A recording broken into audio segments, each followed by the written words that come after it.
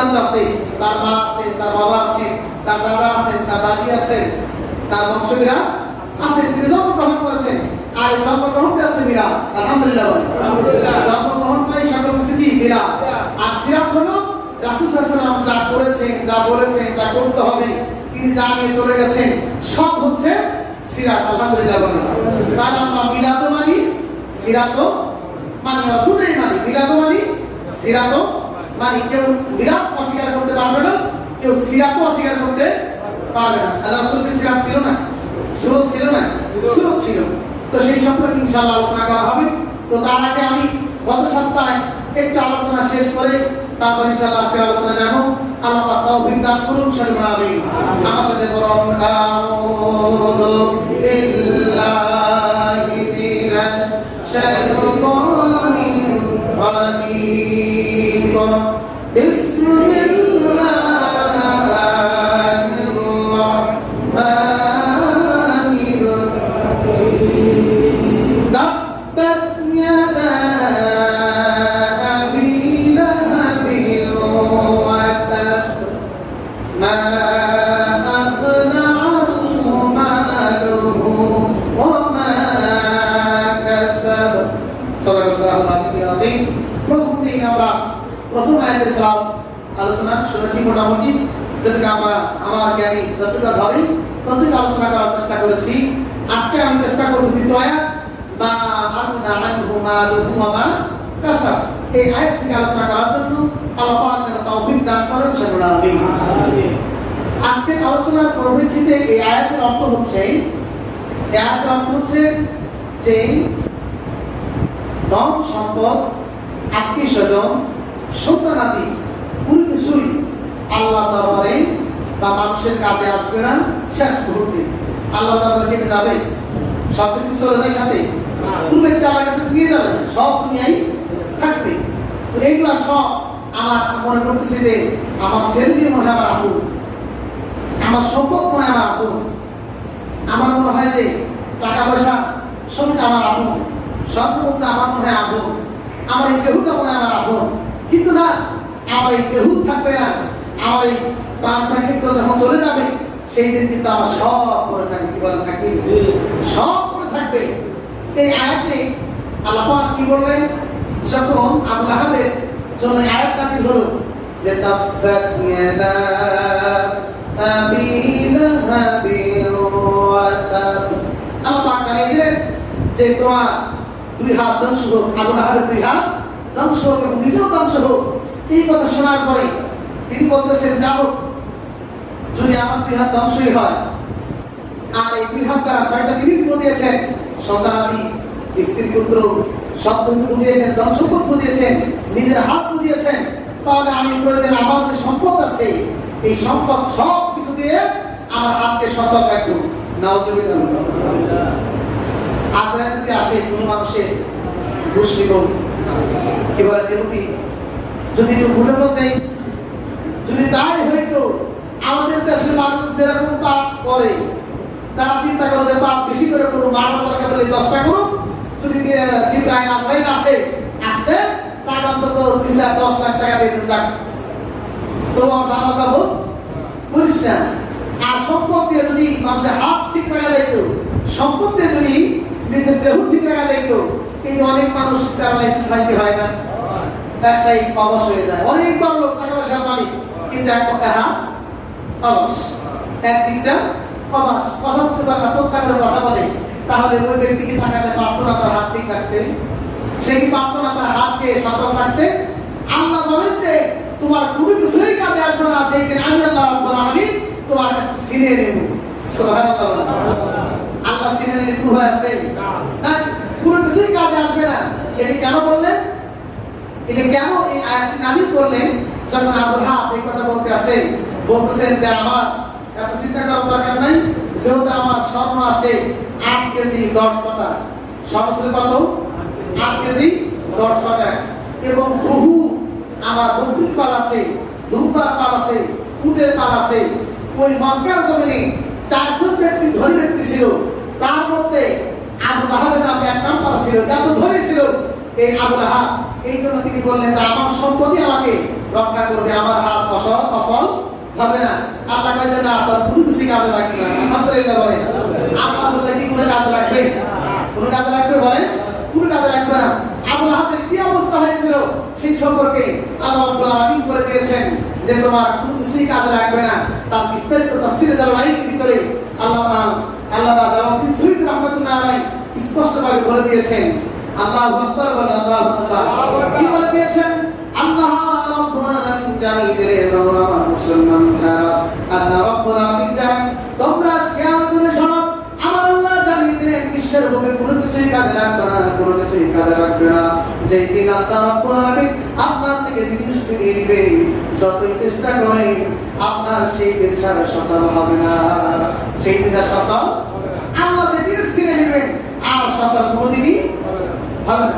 ও মহান রব্বুল আলামিন কেমন দেখিয়ে দিন আল্লাহ যখন তার দুইজন সন্তান হারালেন।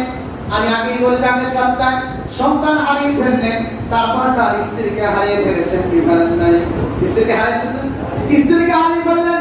স্ত্রীকে হারানোর পর স্ত্রীও চলে গেল, অসুস্থ হয়ে পড়লেন। হঠাৎ করে বদর যুদ্ধ যখন শোচনীয় ভাবে আবু জেহেলের দল পরাজয় বরণ করলো, আবু জেহেলের দল যখন পরাজয় বরণ করলো, মুহাম্মদ সাল্লাল্লাহু আলাইহি সাল্লামের সৈন্য সামর্থ্য মাত্র 313 জন। এই 313 জন দিয়ে যখন বদর যুদ্ধ জয় করে ফেললো, আবু লাহাব বড় চিন্তিত, টেনশন করে গেল। সুবহানাল্লাহ। আবু লাহাব চিন্তা করলো সর্বনাশ, 313 জন সৈন্য দিয়া মুহাম্মদ সাল্লাল্লাহু আলাইহি সাল্লাম এই 1300 সাহাবীদের সাথে 1000 সাহাবীদের সাথে পারতো। তাই মুহাম্মদ সাল্লাল্লাহু আলাইহি সাল্লাম তো এটা সাধারণ কোনো মানুষ নয়, এটা আল্লাহ প্রদত্ত মানুষ। সুবহানাল্লাহ। আল্লাহ প্রদত্ত মানুষ না হলে কি সম্ভব? মুসলমান ভাইরা, যখনই বদর যুদ্ধে পরাজয় বরণ করলো, এই বদর যুদ্ধে পরাজয় বরণ করার পরে চিন্তা ভিতরে পড়লো, এখন আমি কি করবো, কোন কাজ করবো, আমার তো কোনো কাজ করার নেই। এই জন্য তিনি বাড়িতে যে চিন্তায় টেনশনে বসে আছেন, ইতিমধ্যে আল্লাহ রাব্বুল আলামিন তাকে ধরে ফেললো। তিনি দেখেন একটু বল থেকে তার শরীরে জ্বর উঠলো, তার ওই জামার মধ্যে বসন্ত রোগ দেখা দিল। সুবহানাল্লাহ। ওই জামায় বসন্ত রোগটা ছিল, সরাসরি রোগ। কি রোগ? আমাদের এখন বর্তমানে করোনা রোগ হয়েছে সরাসরি, বলে কি বলে না? সরাসরি রোগ হয়েছে। একজনের যদি অসুস্থ হয় আরেকজন করলে হেলথ শেষ, এর ঠিক আবার আরেকজন করলে হেলথ শেষ। শুরু হয়েছে কিনা বলে? ওই জামানে আবু লাহাবেরই অসুখটা হইল, তখন জামায় সরাসরি রোগ। আবু লাহাব যখন এই অসুখ হয়ে গেল, মানুষ সবাই তার কাছে আর আসে না। সুবহানাল্লাহ। আবু লাহাব আল্লাহ দেখাইতেছে, দেখ আমি আল্লাহ পারি কি পারি না। সুবহানাল্লাহ। সুবহানাল্লাহ। বন্ধু মুসলমান ভাইরা, আবু লাহাবের পছন্দ হলো, তার সন্তান দিল, কেউ যার কাছে আসে না, সবাই দূরে দূরে চলে গেল। তার যত লোক ছিল, সাথে ছিল যত মানুষ ছিল, কেউ তার কাছে যখন আসে না। আবু লাহাব একটা ঘরের মধ্যে ঢুকে পড়লো। আবু লাহাব চিন্তা করলো, আমি যতই গ্রামের মধ্যে লিডার হই, গ্রামের মধ্যে যতই প্রতাপশালী হই, আমার এই যেই লোক আমার মহান মনিব দিয়েছেন, এই অসুখ নিয়ে বাহিরে গেলে আমাকে মানুষ মেরে ফেলবে। এই জন্য তিনি এই বুঝিয়া ঘরের মধ্যে আবদ্ধ হয়ে গেলেন। মুসলমান ভাইরা, ঘরের মধ্যে আবদ্ধ হয়ে তিনি ওখানে থাকতে থাকতে থেকে থেকে ঢুকে ঢুকে কষ্ট করতে করতে ওই ঘরের মধ্যেই মারা গেছেন। পুরো মানুষটাকে সাহায্য করার জন্য যায় নাই। সুবহানাল্লাহ। এটা করেছেন কে? আল্লাহ।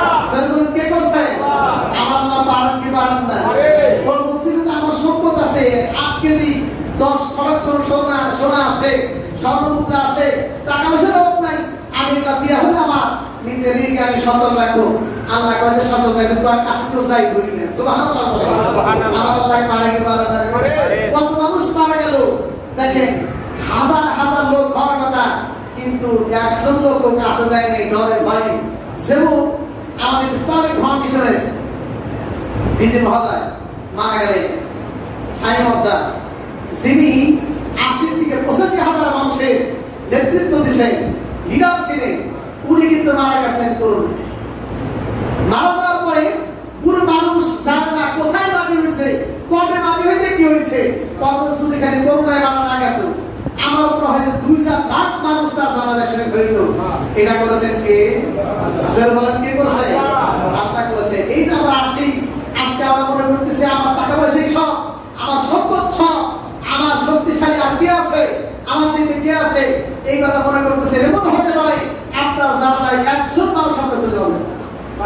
হতে পারে কি পারে না? কেমন অনেক দরিদ্র মানুষ মারা গেছে, বহু হাজার মানুষ তার জানা গেছে, এরকম প্রমাণ আছে না নাই?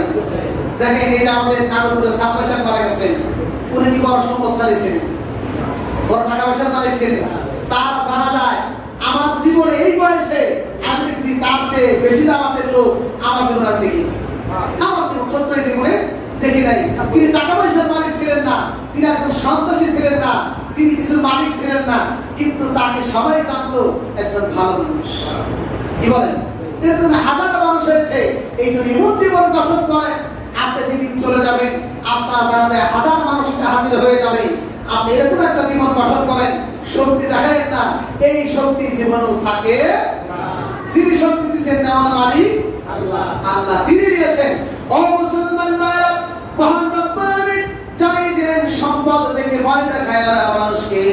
নিজেকে গচ্ছিত রেখো না, নিজেকে তুমি সচল মনে করো না, নিজেকে শক্তিশালী মনে করো না। আমি আল্লাহ বাইরে কোনো কাজে নাই। তোমরা কি দেখো না ফেরাউনের জামানায়, মুসা আলাইহিস সালামের জামানায় কারণ কেরামের এরকম সম্পদ আমি আল্লাহ দিয়েছিলাম, এবং সম্পদের মালিক ছিল, সম্পদের মালিক ছিল। ওই সম্পদ দিয়ে তার কোন কাজে আসে নাই। সুবহানাল্লাহ, কোন কাজে আসে? এই অবৈধ সম্পদ কোন কাজে আসে?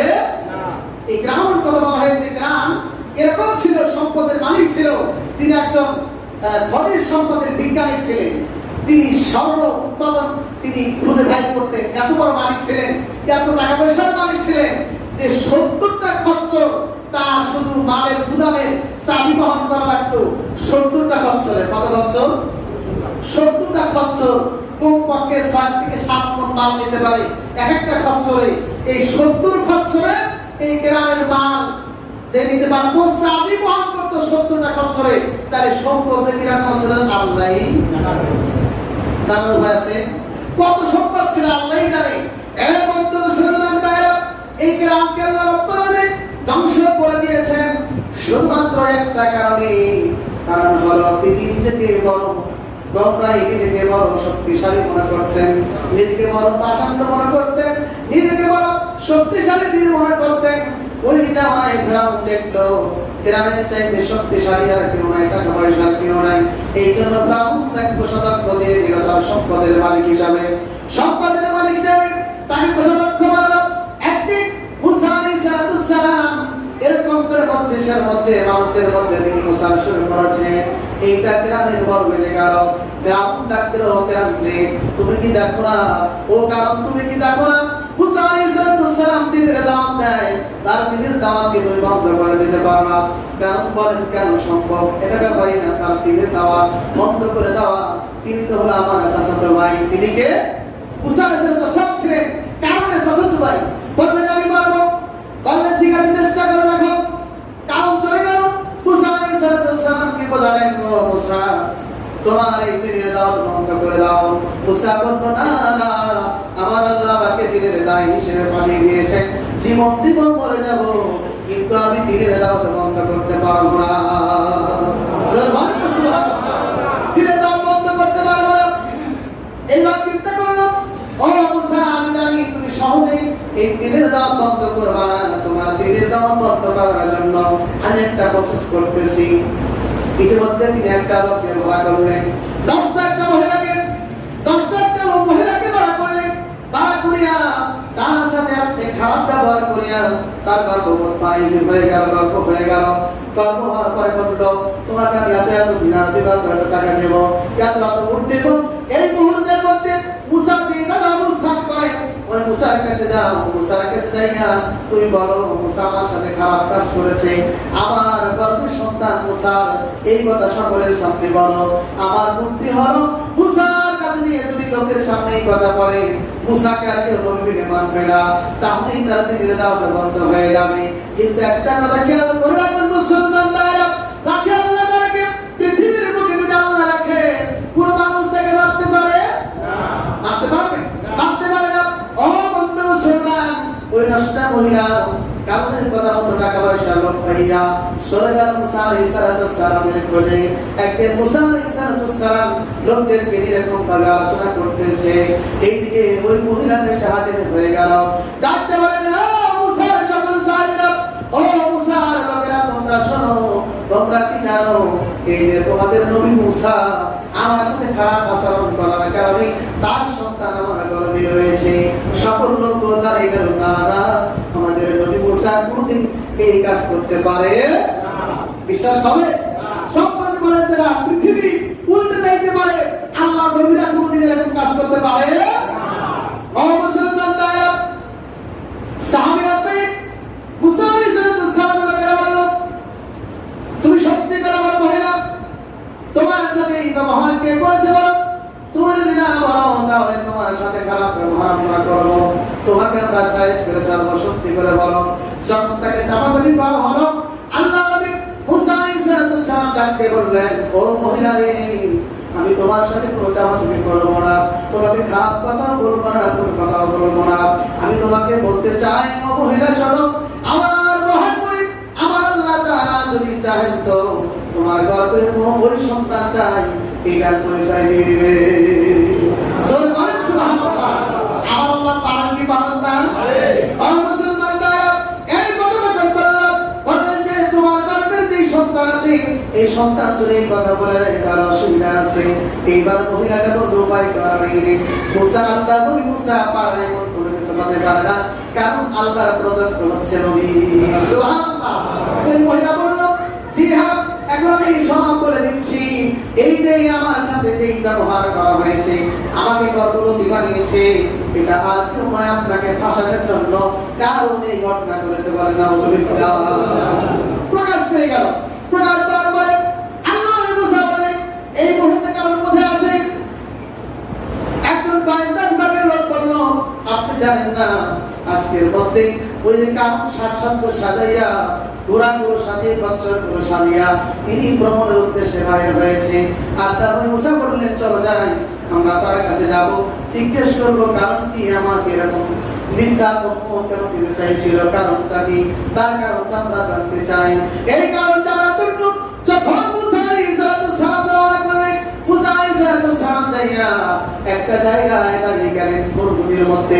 দেখেন কারণ আসতেছে, কারণ কি বললেন, ও কারণ রে, আমার জাতির সাথে এরকম ব্যবহার কেন করলা, এই মহিলার সাথে খারাপ ব্যবহার করিয়া আমাকে কেন তুমি দোষী করতে চাইছিলা বলো? এইবার বলেন, না না, অবশ্যই আপনি করেছেন। নাউজুবিল্লাহ। মহিলাটা বলে দিচ্ছে সে জানে, জানতেই পারে নাই। এবার বলতেছে, ভাই আপনারই টাকা, ভাই অসম্ভব, আমি কাজ করি নাই, এই সন্তানটা কার, কারণ তুমি করো। কয় যে না, আমি না বলি যে তোমারই এই সন্তান, তুমি এরকম খারাপ কাজ করছো, তুমি খারাপ, এই জন্য তোমার দ্বারা এই কাজ হয়েছে। এইবার বলবো, ঠিক আছে, যদি আমি কাজ করি তাহলে আমি, তুমি আমাকে বরদোয়া দাও, আমি ধ্বংস হয়ে যাব। আর তুমি যদি এই কাজ করে থাকো বা অন্য কেউ যদি করে থাকে, আমি বরদোয়া দিব। রাজি আছো? কারণ বাজাবি রাজি, তুমি বরদোয়া দাও। কারণ প্রথম বরদোয়া দিল, মুসা আলাইহিস সালাম ধ্বংস হয়ে যায়। মুসা আলাইহিস সালাম খারাপ কাজ করছে, মুসা আলাইহিস সালাম খারাপ, এই সে গালিগালাজ করা শুরু করলো। তোমার গালিগালাজ শেষ? কয় জি হ্যাঁ, আমার শেষ। আল্লাহ মুসা বললেন, আল্লাহ যেহেতু আমার বর্তা করছে, আমি বর্তা করতে চাই না, ওর বিচার তুমি করো। সুবহানাল্লাহ। কার কাছে বিচার করেন? সর্বর কার কাছে? আল্লাহ রাব্বুল আলামিনের কাছে বিচারটা করতে, বিচার দেওয়ার সাথে সাথে কারণ পিছনে থেকে রওনা হয়েছে। ইতিমধ্যে দেখে পাটা মাটিতে আটকে ধরে ফেলেছে। সুবহানাল্লাহ। পা আটকে ধরলো, পা আটকে ধরার পরে কার হাতে ধরলো? মুসা আলাইহিস সালাম আল্লাহ দাঁড়ায়, ও বন্ধু, আপনারা কাজ থাকবেন না, তাড়াতাড়ি করে আপনার সাহাবীদেরকে নিয়ে আপনি তাড়াতাড়ি এখান থেকে চলে যান। কারণ কি, জীবন পর পৃথিবী যতদিন থাকবে ততদিন পৃথিবীর দিকে আদান পরিমাণ করে নাবাইতে থাকবো। বলেন সুবহানাল্লাহ। কারণ ওইখানে ধ্বংস হয়ে যায়, তার সম্পদ সরকারে কোথাও কোথায় যাইতে পারে নাই। এখনো বর্তমানে মিশরে এই একটা কূপ আছে, বিশাল বড় সমুদ্র আছে, যাকে কারণ সাগর বলা হয়। ওই সাগরের পানি সবুজ, ওই সাগরের পানি দেখতে পাও সুন্দর, কিন্তু কেউ যদি ওই সাগরের পানিকে গুলি করে তার জীবনে কোনো সুসন্তান হবে না। নাউজুবিল্লাহ। আল্লাহ ধ্বংস করেছে, ধ্বংস করেছেন কে? আল্লাহ। আল্লাহ পারেন কি পারেন না? কারণ এত সম্পদ ছিল, সম্পদটা দিয়ে কোনো কাজ হয় নাই, কারণ আল্লাহ ধরছেন। কে ধরছেন? আল্লাহ। আমরা যারা সম্পদশালী আছি, মনে করি যে আমার সম্পদ আছে, আমি এই করবো সেই করবো। আমার আল্লাহ পারেন মুহূর্তের মধ্যে আপনাকে ফকির বানাইতে। পারেন কি পারেন না? আবু লাহাব পারে নাই সম্পদে নিজেকে ঠিক রাখতে, কারণ পারে নাই তার নিজেকে ঠিক রাখতে। কিন্তু এখন আমাদের লোক আছে কিছু কিছু এরা নিজেরা সম্পদের ভয় দেখাইয়া মানুষদেরকে পাপের কাজে নেয় কি নেয় না? সম্পদ আছে টাকা শুধু রাখে, সম্পদ আছে ঘুর যে এক কাজ করে নিয়ে আসে, আজকে নাই করলেন কিন্তু আল্লাহ ধরলে তো পারবেন না, তা যাবে কোনদিন সম্ভব না। মুসলমান ভাইরা, এই যে আবুল আহাব মারা গেল, আবুল আহাব মারা যাওয়ার পরে ঘরের মধ্যে বসে বন্ধু ভাইরা হলো তার জানাজার মতো তার কাপড় দাপড় এরকম করার মতো কোনো লোক ছিল না। শেষ মুহূর্তে কয়েকদিন যখন হয়ে গেল, কয়েকদিন হয়ে যাওয়ার পরে মানুষগুলো দেখলো ওই ঘরের পাশে আর যাওয়া যায় না, ওই লাশটা আবুল আহাবের লাশটা বসে গন্ধ বাইরে হয়ে গেছে। এই গন্ধ দেখিয়া আমাদের তার একটা সন্তান বাচ্চা ছিল, ওই সন্তানদেরকে বললো যাও যাও তোমার পিতার লাশটা তাড়াতাড়ি সরানোর ব্যবস্থা করো, এই গ্রামে আমরা বসবাস করতে পারি না। কিছু হাফসি লোকদেরকে ভাড়া করে তার সন্তান তাকে ভাড়ানোর ব্যবস্থা করলো। হাফসি লোকগুলো আসিয়া ওই নাকার বোম্বা দিয়া তারপর লাঠি দিয়ে পিটাইতে পিটাইতে একটা নর্দমার মধ্যে নিয়ে ভাড়ায়, তো ওই নর্দমার মধ্যে পাথর চাপা দিয়ে মেরে ফেলে, পাথর চাপা দিয়ে তাকে ঢেকে রাখে। এই পথে যাওয়ার পরে এরকম করার পরে কয়েকদিন পরে কিছুদিন পরে আল্লাহর নবীর সাহাবী আবুল হামজা স্বপ্ন দেখে আবুল আহাবকে, সুবহানাল্লাহ, কাকে স্বপ্ন দেখে? আবুল আহাবকে স্বপ্ন দেখার পর চিন্তা করলেন যে আবুল আহাবের কি অবস্থা একটু জানি তো। এই আবুল আহাব তুমি মারা গেল, তোমার অবস্থা কি? এইবার আবুল আহাব জানাইতেছে ও ভাই কাছে আমার অবস্থা কেমন এটা বলার মতো না রে ভাইজান। আমাকে আল্লাহ 6 দিন শাস্তি দিতে থাকে, 6 দিন এমন শাস্তি দেন অগ্নিতে আমাকে জ্বালাইতে থাকেন, জ্বালাইতে আমার কিছুই থাকে না, পাগলের মতো করতে থাকি। কিন্তু একটা শুভ সংবাদ আছে, আমার ভাতিজা মুহাম্মদ যেই দিন জন্মগ্রহণ করলো ওই দিন আমি আমার কাছে আমার দাসী সোহাইবা আসছিল দৌড়াইয়া। সোহাইবা এসে বলছিল ও আবুল আহাব তুমি কি জানো তোমার ভাই আব্দুল্লাহর গর্ভে আল্লাহ রাব্বুল আলামিন তার একটা সুযোগ্য সন্তান দান করেছেন, সন্তানটার নাম হলো মুহাম্মদ। সুবহানাল্লাহ, তার নাম হলো মুহাম্মদ। এই সংবাদ যখন আমার কাছে সোহাইবা দিয়েছিল, এই সংবাদ দেওয়ার সঙ্গে সঙ্গে আমার এই শাহাদত দান করে দিয়ে বলেছিলাম সোহাইবারে আমার ভাই আব্দুল্লাহ বাঁচা নাই, আমার ভাই চলে গেছে দুনিয়া থেকে, কিন্তু আমার ভাইয়ের গর্ভে যেহেতু আমার ভাইয়ের ওরুজার সন্তান যেহেতু একটা আব্দুল্লাহ করে যেহেতু আল্লাহ সন্তান দিল মুহাম্মদ, আমি এই মুহূর্তের মধ্যে তোমাকে আমি সকলের সামনে বলে দিলাম আজকে তুমি আজাদ হয়ে গেলা। সুবহানাল্লাহ, আজকে থেকে মাফা। ওই দিনটা ছিল সন্তান, সুবহানাল্লাহ, ওইটা ছিল কি? ওই দিনটা সন্তান দিন। হজরের নামাজের পরে এই সংবাদ আমাকে যখন জানাইলো, আমার এই শাহাদত দান করে দিয়ে আমি যখন তাকে আজাদ করে দিয়েছিলাম, আমার আল্লাহ রাব্বুল আলামিন এই আজাদকে এত ভালোবেসেছেন, এত মহব্বত করেছেন, আমি 6 দিন শাস্তি ভোগ করতে থাকি। যখন সোমবার রোববার দিবাগত রাত্রি আসে, ওই রাত্রিতে আমার আল্লাহ রাব্বুল আলামিন আমার এই শাহাদত দান করে দিয়ে বেহেশতের মধুর নহর জারি করে দেয়, বেহেশতের মধুর নহর জারি করে দেয়। ওই নহর আমি পান করতে থাকি, খাইতে থাকি, পান করতে করতে এমন আমার ভালো লাগে 6 দিনের আজাদ আমি এক মুহূর্তের মধ্যে ভুলে যাই। সুবহানাল্লাহ, কি কারণে তাকে আজাদ করে দিয়েছিলেন দেখে আল্লাহ তাকে ওই সোমবার রোববার দিবাগত রাত্রি সোমবার রাত্রিতে এই ব্যবস্থা করে দিয়েছেন। একটা কারণে বিশ্বনবীর আগমনে তিনি কি বলেছেন? একটা গোলামকে আজাদ করে দিয়েছেন। সুবহানাল্লাহ, এই তো এই রাসূলের জামানায় এই রাসূল আজকে নাই। রাসূলের যদি কোন মিলাদ নবীতে কোন ব্যক্তি খরচ করে তখন আল্লাহ রাব্বুল আলামিন কালকে আমাদের ময়দানে এই জাদা দিয়ে দিবেন। সুবহানাল্লাহ, আল্লাহ পাক আমাদেরকে এই আমল করার তৌফিক দান করুন। সকলে আমিন। যারা কাবলা সফর নাই সকলে আদায় করে নেন। এই জন্য আর যারা এখানে আছেন সকলে খেয়াল করবেন, এখানে একটা দোয়ার অনুষ্ঠান আছে আমাদের জাহাঙ্গীর ভাই না, জাহাঙ্গীর ভাই তার পুত্র সন্তান আল্লাহ দান করেছেন। ওই পুত্র সন্তানটা কত হয়েছে না হয়েছে কবে সন্তানটা হয়েছে? 3-4 দিন হয়েছে নাকি? আচ্ছা, 3-4 দিন হয়েছে। ওই সন্তানের জন্য দোয়ার অনুষ্ঠান আমরা সবাই